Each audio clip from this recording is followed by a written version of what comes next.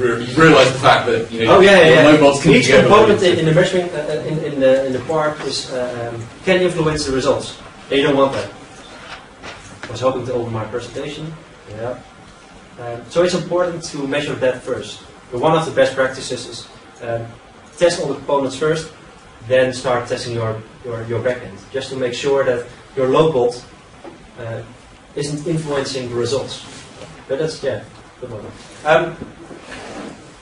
The 3.x, which we're developing, still it's a rough stage. You just saw the console. It isn't really fancy. It works, does the job.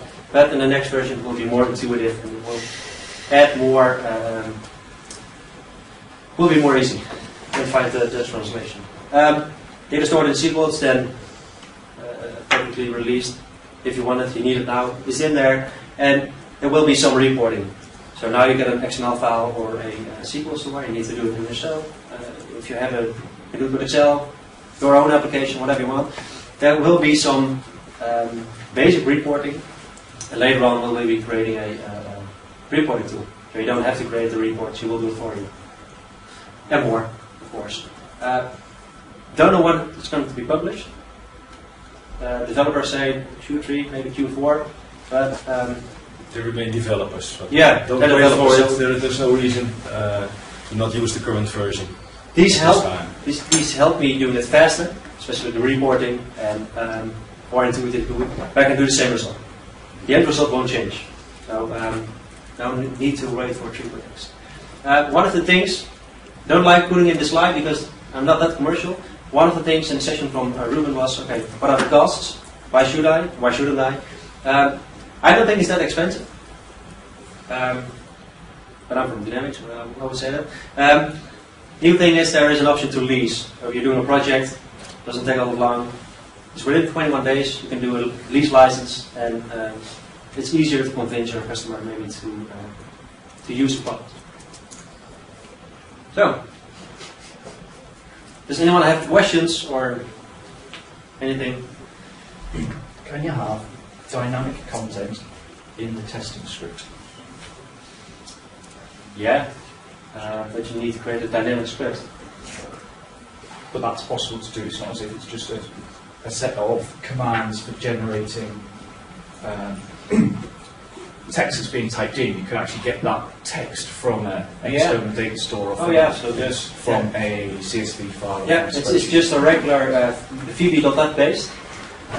So you can read a text file, a CSV file if you want. You can Excel installed on the locals. You can use an Excel file, or you can create a SQL connector in the script. So yes, it's possible. And then you can randomize that function as well, so not everyone does everything in the same way. Yeah, you can create light, medium, heavy users, and a separate load between the medium and heavy users. Absolutely, yeah. Yeah. It looks very similar to EdSite for load testing. Probably, yeah. Oh. I noticed there was RDP and you had Pro-Visualize with Quest as it is now. So it's not just an ICA solution, because every time you've quoted your Citrix servers or your Citrix environment, your ICA object, yes, so other vendors are available. Yeah, other vendors are available. How do you then inject or put the characters across? Because the way that EdSite does it, if I remember rightly, is it uses the actual ICA object, which won't be available if you're running Quest, I hope. Otherwise that's a bit naughty.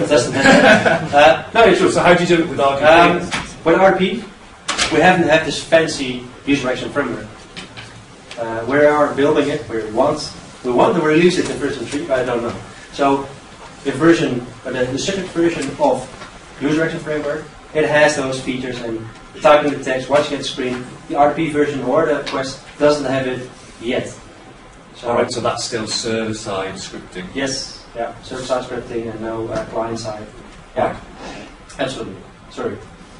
That's a downside. Yeah, just understanding where that fits. Yeah, good point. Why wouldn't you use Citrix? As an HI. If you have a platinum license of Citrix, why not use HI? Yeah. From an ICA point. Yeah. questions from the environment, okay? Drinking already? Good God, man. Oh, don't Craig! Okay.